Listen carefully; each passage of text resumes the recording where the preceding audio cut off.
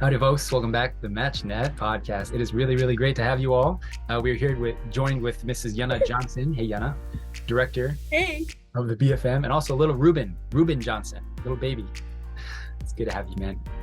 All right, so today we're going to be talking about something that's juicy. We're trying to help you guys create a framework through which you can make decisions about your matching, about your blessing, right? Because when it comes down to it, there is probably not many decisions you make in life that are as intimidating and scary and hard to make than, do I start my matching process now? Do I put a profile on a website? Who do I get matched to? What do I look for in a candidate? Should I get matched to this person or this person? When do we go to the blessing? Should I go to the blessing?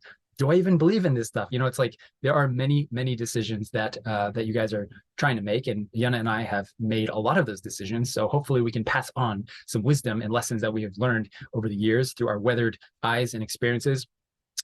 So the framework that we're going to be using for you all and presenting to you all is something that Yana and I both have very recently stumbled upon, which is called Be, Do, Have, right? Be, Do, Have, which is very interesting because Yana was just telling me like what she's been passionate about and thinking about consideration. And she just recently heard somebody talking about this idea of Be, Do, Have, right?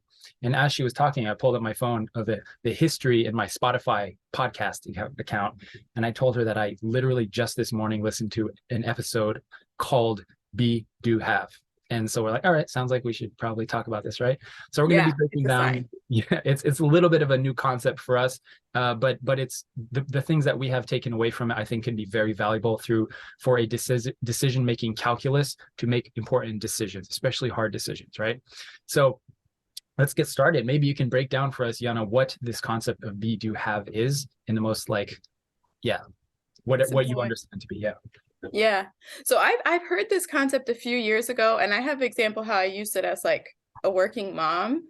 But yeah, this weekend when I heard it, it just opened up like other ideas to it. So just the basic concept, and then we'll go from there. So Be, Do, Have, it's like the order in which you make decisions, calculate like what to do, or it's not even about do, right? Do is one of them. But often we focus on the do and have. So we say like, whatever the thing you want in your life. I want this job. I want to be matched and blessed. I want whatever that thing you want to have. A lot of times we feel like the reason we have that or don't have that, or people we look at have that or don't have that, is because of the things they did. And it's like, yes, there are things you do that lead to that. But even more fundamentally behind that, the kind of invisible thing that we don't see is how people felt about themselves, who they are, their mindset, their being. That's what impacted what they did to get to what they have. So the reason it's important and what we're gonna, how we think this is helpful for you today is that like, if you want to change something, like you don't have something and you want to have that, right? You can't just like, oh, I'm going to do this, I'm going to do that. Or you look at a person and just, I'm going to do this and this, follow their formula. You've got to go at first and do deeper work, mindset work, reflecting on a lot of the things that maybe you make decisions from fear or feeling like you're not good enough or those kind of things. That actually impacts the way that you do things. So you've got to change a lot about how you feel and see yourself in order to do things in a way that's going to get you toward what you want to have. Yeah. Is there anything you want to add there? Yeah, it's this pretty systematic process. I think it's helpful for me to hear kind of what you gain from this, because I don't know how to explain this process. I just know how it makes me feel. And I know what I gain from this idea myself personally, which I'll share in a bit. But can you break down for us what each of these aspects are? Like, what is Be? What is the second one? Do? What is Have? Yeah. So Be is like your identity. That's the way you can think of it. And Be and I am. And the thing that was so deep that I heard this weekend was he was saying that, our identities are connected to God, pretty much, right? Like we he didn't say child of God, but that's how I thought of it.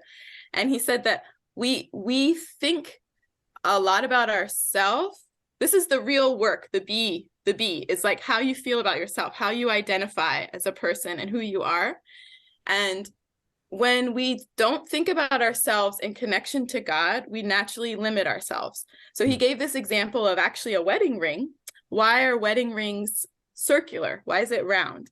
It's because the beginning and the end connect in a circle, right? God is Alpha and Omega, beginning and end. And you as a person, right? You only have the present moment, like being in the present. That's why it's about be, who you are. We kind of get caught up and live in like past and future, or like that's where a lot of fear and things come. But the only thing you have control of is the present. And he also said the present is the same thing when you think about eternity, right? Like we always talk about spirit world. It's important to think about eternity, because also eternity, there's no past and future. It's just the present moment. So it's like, anyway, I'm trying to quote him, but he connected so deeply this I am to God. So even when you say a sentence, like he's like, the most powerful sentence you can say is I am, and fill in after that. Because in the Bible, he was using the example of Moses, when God was asking Moses to go to the Pharaoh, to, get the Pharaoh to let the Israelites go. And he asked, like, who should I say sent me? And then God said, I am, I am. And so he's like, okay, if God is I am, and you are, whatever you say after that sentence should match the qualities of God, right? Like you are, I am something. I am a happy person. I am an amazing future wife, I am whatever. But so many times we say I am and we say bad things about ourselves, and that like literally takes our power away, and this feeling of like who we are and our identity, we're not matching our identity with God. So I'm going very complex into the be, but the idea is like as a being, who you are and in the present moment, like don't limit yourself, your identity. And because naturally if we're limited, then it affects the way we do things, which is the next one. Like your doing is about activity. So being is about identity, doing is about activity. And then having is about, he used the word assets. This was a business thing, but having is about what you actually have, what you actually own, property, your thing, whatever you created, or your future partner, your family, right? That's what you actually have. So, but people think that like, oh, because I wasn't doing enough, because I wasn't doing the right things, that's why I don't have what I have. But it's not. It's this step deeper of like knowing your identity and intentionally acting based on that. That's what helps you know, like I am going to be blessed one day. If you know that fully, like my identity, I'm going to be blessed in a future way. Then when you do things, you're not going to do things and feel like, oh, I can't do that, right? It's more like, okay, how can I figure this out? This like ingenuity in how you do things, because I'm going to get there. I know I'm going to get there. So it's just like, okay, this didn't work. So how do I do this differently? Instead of just like, I'm not able to do those things because I'm not the kind of person that those other people are, right? Like, so. Yeah, I love it. I love that we're bringing the world of business into matching. It's like our worlds like colliding, which is so cool. This is really powerful because my experience with talking almost daily with people that are addicted and have severe addictions is that labeling yourself is one of the most powerful tools that you can have to hijack life and to fast track growth. Because I have seen over and over again the people that label themselves as I am an addict, which is why I fundamentally disagree with the approach of like AA. God bless people. I have nothing against people that have gained a lot from AA or Sexaholic Anonymous. But the idea of waking up every morning and saying, hi, my name is Benjy and I am an addict, is that who you are dictates your behavior, which dictates what you have, which I think, which is why this paradigm and this perspective is important, because most people will focus on having as their primary leading force. And it's what drives them. So if you focus on, let's say, for example, I want to have a nice car or a big house, just an example, or something not external, superficial. Maybe it's something like I want to have an incredible blessing. If you focus on the having, without focusing on the being, which is actually the leading indicator, because the people that are things are the ones that tend to do the right activities that lead to the asset, that lead to the end goal, right?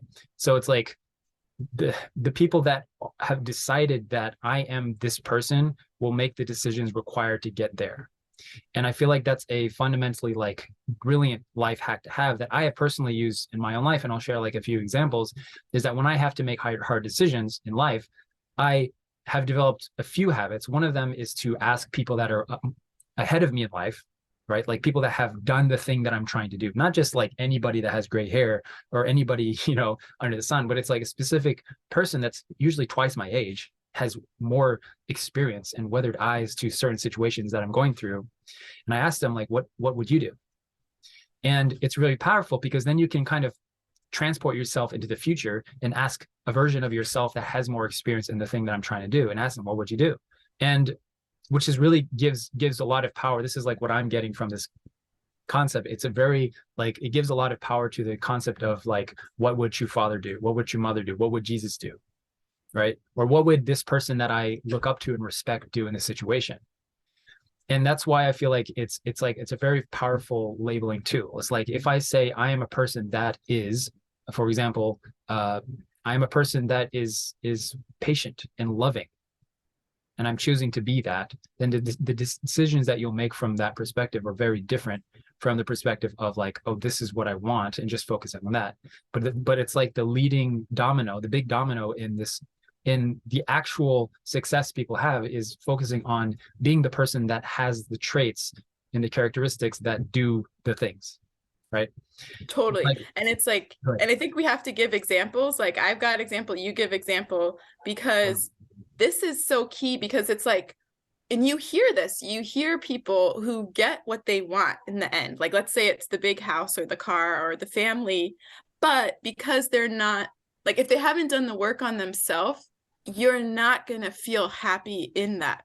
Makes sense? Like, I don't want to use the word happy, but like whatever the feelings and the qualities, because it's being that person. Like, I think a lot of times people, let's just use the big house with the family example, right? And people imagine, oh, it's going to be so great in life in the big house. But if you have like struggles in your family, in your rented apartment right now, like getting a big house, if you focus on the have, like you've been saying, right? Like you just think that that's going to solve the problems. But like when it comes to relationships and those things, right? It's working on yourself. Yeah. Who you are, that's going to, and then if you are really happy with who you are, and the icing on the cake is the big house later, because it's just your family's already has, that relationship. So I think it's so empowering because there's always something you can do now, right? Like it's great to have things to strive for, but you don't have it now. Okay.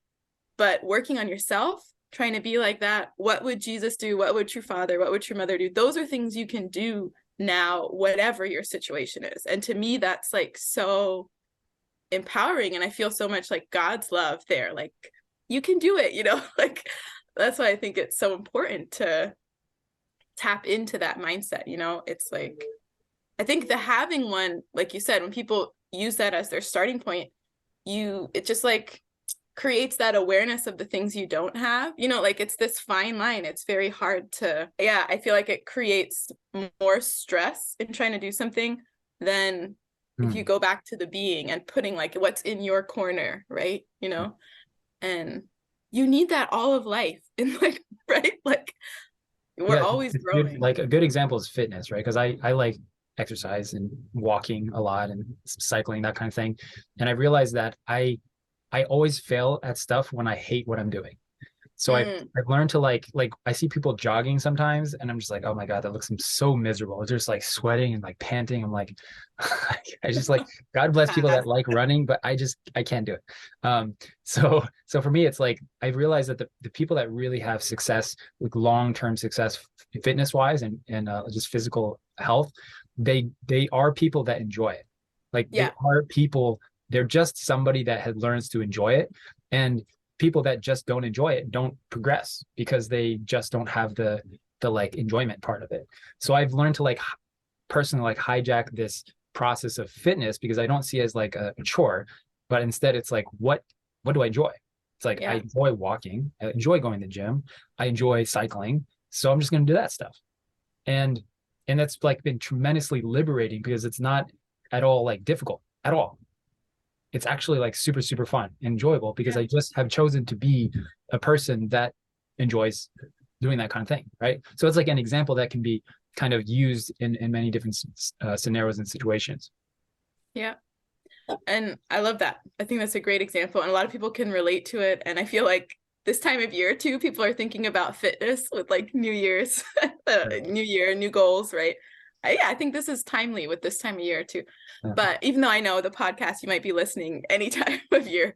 For me, when I first heard about this be, do, have concept, I applied it a lot to like working as a mom. Like I had started working part-time BFD in Europe at that time. I was starting up my own business and there was like so much to do.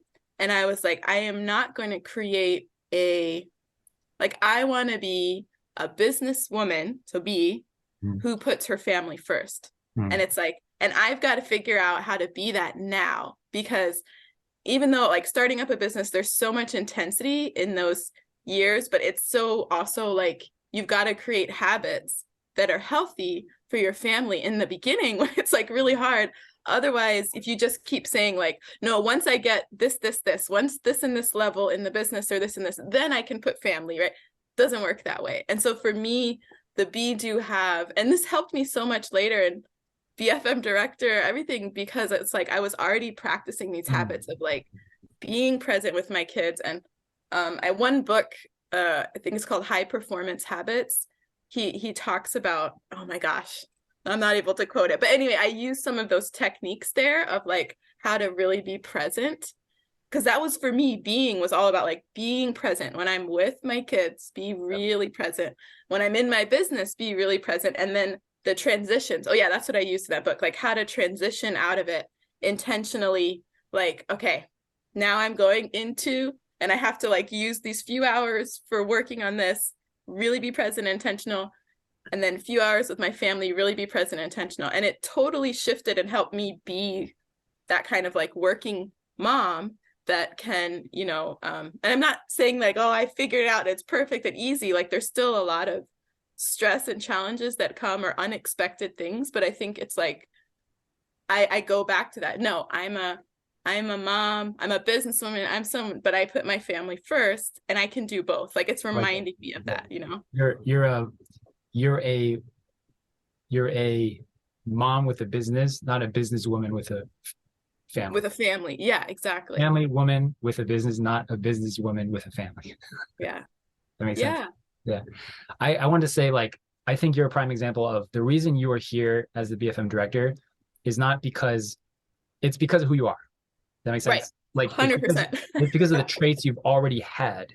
And many times, like I have been fooled in thinking like, oh, when I am in his, like if I was the BFM director, then I would do the XYZ. It's like, or when I'm president of the United States, I would do XYZ. It's like the people that are there because of who they are, because of the traits they already had. It's like Elon Musk, not that. It's like he is who he is. He's where he is because of who he is. And it's not like after he started Tesla, SpaceX, whatever, then he was like, you know what, I'm going to start working 80 hours a week. It's like, no, that's how he was. And that's why those things have succeeded. Anyways, not to get into that, but yeah. No, it's a good example. And honestly, Benji, like that's what makes it so fulfilling.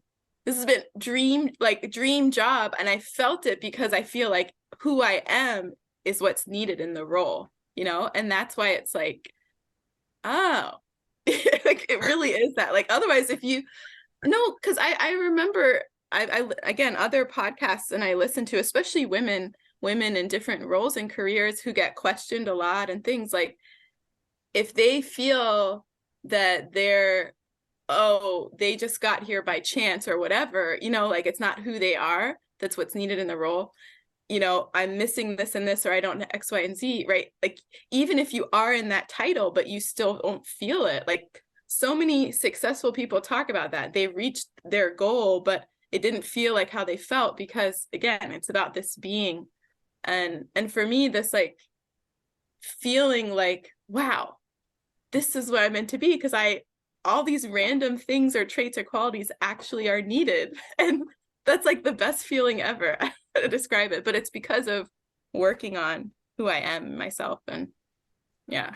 And Yeah, that's what I want for people to experience, especially in their family and their blessing, you know, got it. like, It's who you are, yeah, which is who you are. exactly That's what why. God really wants us to know, like who you are, you, unique you, and your unique couple, what you'll create together as a couple and your family, right? Like, and just to feel like, wow, it's incredible, you know? That's why I will never be able to be the BFM director because I'm not that person. Why? Why'd you say?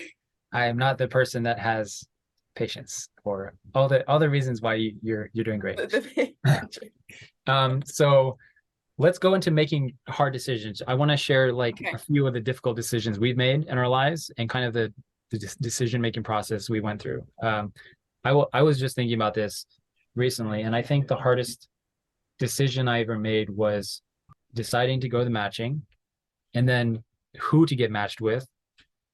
Those are the hardest, like, first big decisions I had to make, like, as an adult. And then later on, I'll just share a few. Later on was deciding to work for BFM, to move from Japan to New York City to work for headquarters. When I had like a whole career set up in Tokyo, right? And that was a pretty difficult decision because my wife was pregnant at the time with our firstborn.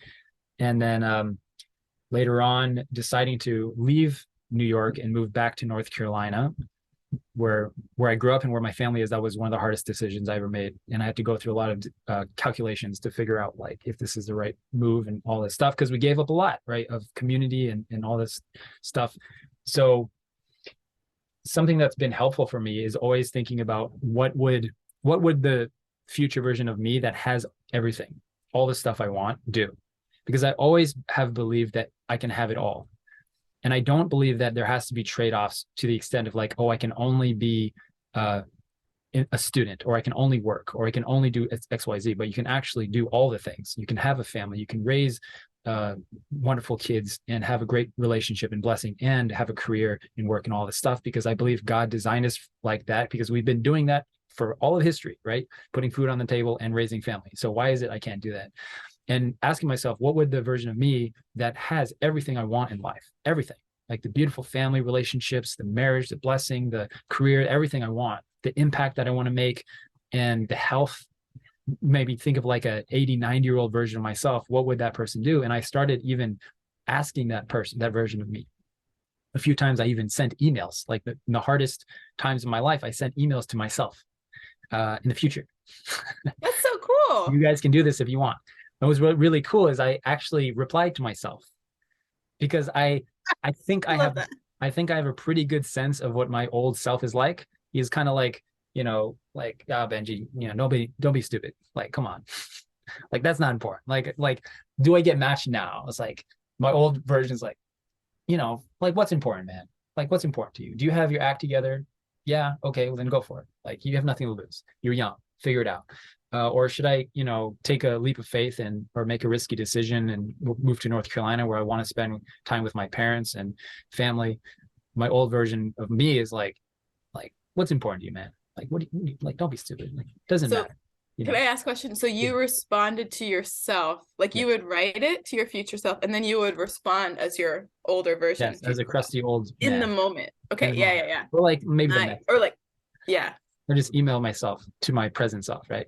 And yeah. usually it's like, honestly, usually the deep, like, deep seated feeling I have is like, it doesn't really matter. It doesn't really matter. Like, there's no bad decision. When decisions are really hard, it's usually because it's a 50-50 toss up, right? That's why it's hard, because there's no right reason, because it's pretty 50-50. So usually it's like you just decide, and whatever decision you make, you will kind of rationalize it as the right decision. In the end, it will be the right decision. So just decide, take responsibility for it. And so that's what helped me through my matching process. When you know, we're going through the matching process when your parents matching, right? It's like, do I say yes to this match or not? Pretty hard decision to make, right? And my decision was like, there's no wrong answer. As long as I'm taking responsibility for it and ownership, and I'm not blaming anybody for my life or my blessing, there's no wrong answer. So I was willing to do that, and I was willing to go through that process. And it's incredibly liberating to know that there is no right or wrong answer, right? As long as, caveat here, as long as we are like pure in intention and pure of heart and wanting to do what's best and wanting to do what the most loving thing to do is. As long as that's like the lens through which we look at the situation, I don't think there's a wrong decision. I don't think there's a right decision either. I think it's just making a decision, right? Yeah, I think the right and wrong, I would try to stay away from that because the same thing for me, that was the huge, Yeah. People probably heard the story all the time, but like decision about going to the blessing. At that time, it was like preparing for your parents' blessing, and it was hearing this line that like God doesn't care about right or wrong. God needs someone to take responsibility. And I was like, I can do that. Like, even if you make a mistake later, it's like, I can own up to my mistakes. I can say sorry and try to figure it out, you know? I really genuinely can do that.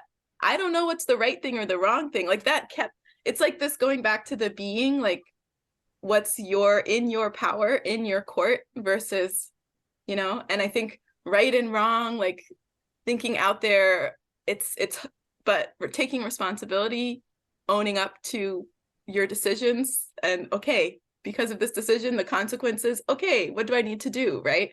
Like I think that that's so liberating, and that was what helped me make that difficult decision, or to feel even like ready for the Yeah. blessing. That was kind of my dilemma. So the person that you were is somebody that's willing to take responsibility. Yeah, even though I have to say at that time, responsibility, the word made me like cringe, like in a way. Like I was like, oh, but I also was like, I know I can take responsibility, but I worked on, this was while I was on STF at the time, now GPA. I worked on having like reframing and having a better relationship with the word responsibility. Because like at that time, I knew I could take responsibility. I was a very responsible person, older sister, all those kind of things.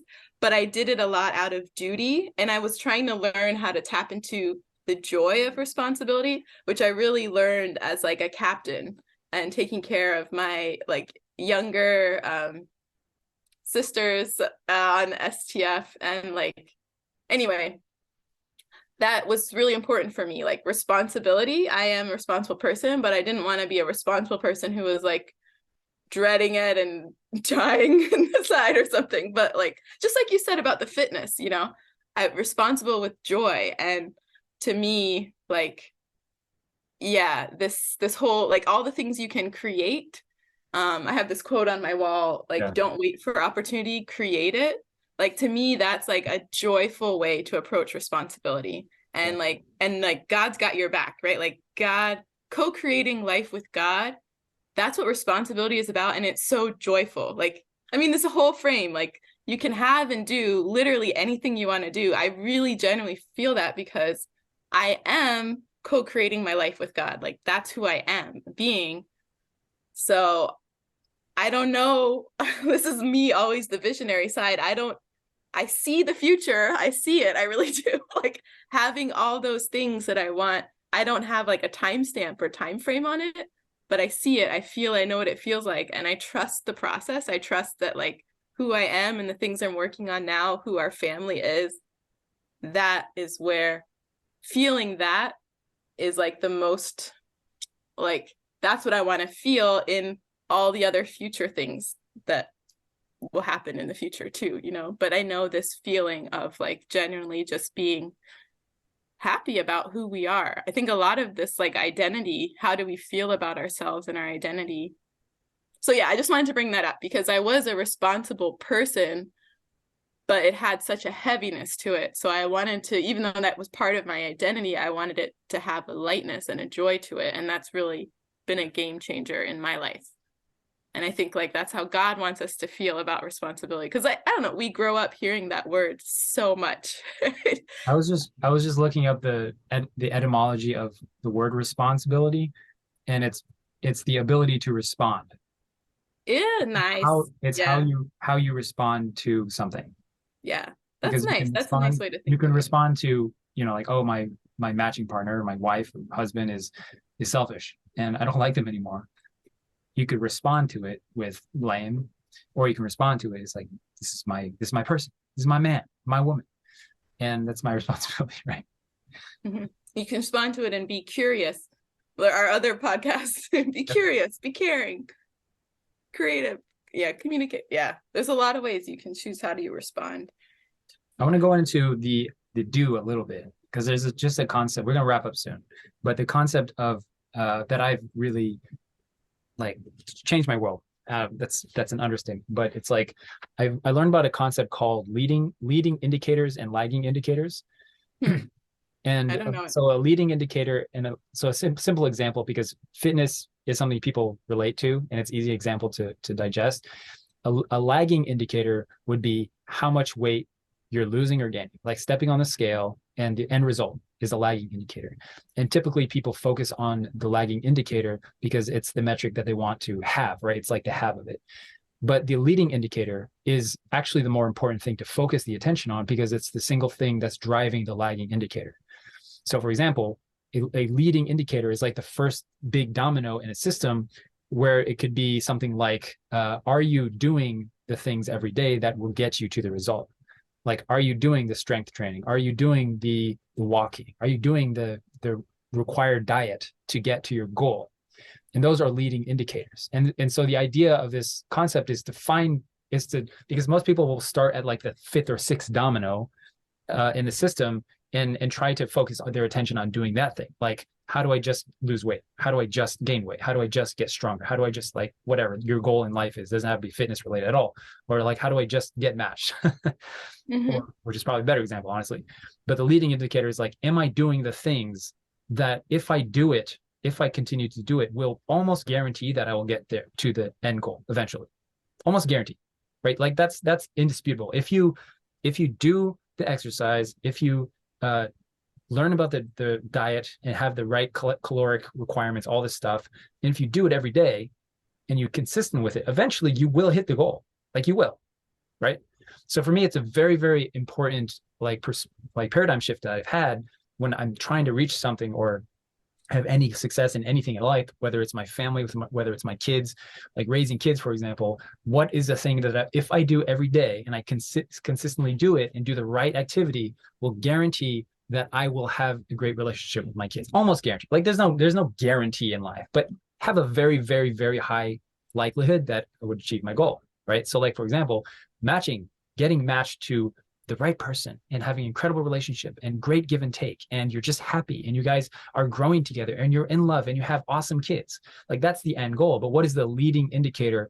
What is the thing that you could do every day that would almost guarantee that you would get there eventually if you continue to do that? And you focus your attention on that, and you make your success or not success not based on did you hit your end goal, but rather did I do the things that will get me there? And you see that as success, right? Because if someone's doing fitness and they see every day, like, yes, I did the things that will get me to my goal, that's success. And if you see the leading indicator as success, if you've done the thing, then it's incredibly liberating because you can stop focusing on the thing because the reality is like either people get to their goal or they don't get to their goal. And either way, if you get to your goal, the next question is like, what's next, right? If you don't get to your goal, the conclusion is, wow, that didn't work. I'm going to give up. But if you make your success as like, oh, I did the thing, therefore I'm happy, I'm satisfied, those people succeed long term. So you can think of it as like, maybe there's a question we can answer for people right now. Like if you're trying to create this awesome, blessed family in the future, what are the leading indicators or things that you can do daily to get you there? What are some examples? Yeah, I mean, I was thinking, I feel like we give this example, but like doing something daily that's directly related to helping in the matching process. So if it's like updating your profile, refreshing, or talking with your matching team, or talking with some, like there's the little things that are directly part of connected to matching in your life. Because I think that the day-to-day, like you said, doing something once a day, that's what keeps the momentum. And a lot of times, even something like checking your profile, it might seem like, oh, I did that like a week ago, like why do I need to do that again? But if you put it in that context of like, it's something that I'm doing, oh, I might catch something, or maybe it makes you look at the other profiles, or maybe it gives you an inspiration to like, oh, I should call this person, or, there's a lot of things that we think that we easily side or dismiss doing things because, oh, I already did that, right? But actually the act of doing it like that one thing a day that you're doing, and it might be a variety of the week. But let's just use the checking your profile, your own profile, updating it or working on it. Like that act of doing it often will spark an idea. And like so many times we sometimes think that like, oh, you know, why didn't I think of this before? Right. But it's because of this momentum that you get this idea and inspiration. Yeah. Oh, I didn't see this person before, or I didn't think to search for this before. But it's because you're actually on the website looking on your own profile that you get ideas about something else you could check on the website. But if you just dismiss it right away and you just never go to the website, Yeah. none of those other domino things happen. So I It's think that's crazy. like the Yeah. key thing. It's almost like a numbers game. It's just math, right? It's like, I think the first thing is like solving the problem that you're trying to solve. Because some people in the matching process, their problem is I don't know how to find people, or I reach out to people and it doesn't work out, right? So in that case, it's like, how many people are you reaching out to? If you have one profile on one website, and which means a certain amount of people see your profile, or you can see a certain amount of people's profiles. If you had two profiles on two websites, it would double the chances of you having conversation, right? It would, in theory. Yeah. If you And had people easily dismiss it because they're like, right. well, it's all the same people. But I'm like, but don't dismiss it with those concepts. It's like, do the thing because that's part of your, Yeah. this is what we're talking about. Do. Yeah. Or it's like, if here's a different example, you're trying to find people to match with, talk with your matching supporter every day and ask Yeah. them to reach out to 3 people every week, or one person every day. And if you have that as like your leading goal, your leading indicator, then mathematically the percentage of people chances that you have of having a conversation that's good increase. And I think it's like helpful to think about in math terms, because we tend to think of it in spiritual terms. It's like, oh, it's just because there's no one out there right now. It's not at the right time. But maybe it's just a math thing. Maybe you just have to have more output so that you can have more input. And that's just how it is. Another example is like, if the problem you're trying to solve is how do I grow and mature? It's like, maybe I have a dependency on porn, video games, social media, alcohol, whatever it is people are going through. It's like, I need to fix this problem. Okay, so what are the things that you can do daily that would help you in that process? Right. Well, number one is like, reach out to somebody that has solved the problem for you, like porn addiction, go to High Noon, anything. Or let's say you are immature or you have an anger problem. Well, maybe the thing that you need to do every day is to talk to somebody about it and find some people in your life where you can share openly about how you're doing and have this self-awareness and learn how to have the practice of self-awareness so that you don't need it. And I've seen over and over and over again that people that succeed in beating addictions, for example, are people that just are able to every day have this self-reflection and understanding why they're having this tendency to want to escape to something. So these are like Journaling is a great examples. example for self-reflection, introspect, something you can do Right. daily. Journal, write a letter to God. I kind of did that to help me journal because I felt like I was talking to someone and it kept me more accountable than just like writing for myself. Or like you can leave voice memos to people. So like if it's hard to like contact, because I'm just thinking like maybe this person isn't available, but leaving a voice memo that's your own reflection, but just to like, keep that habit of like talking about it, reflecting on it, that kind of thing. I just wanted to add, because this is like in what inspired me in this talk about be, do, have that I was listening to, was saying that like the number one indicator for the have, it is this numbers game in math. It's like the intensity with which you do it. Like how much do you focus on that without distraction? Because it's like what you're saying about do, you just keep doing it and focusing on what you can do instead of getting distracted by the things that are out of your control.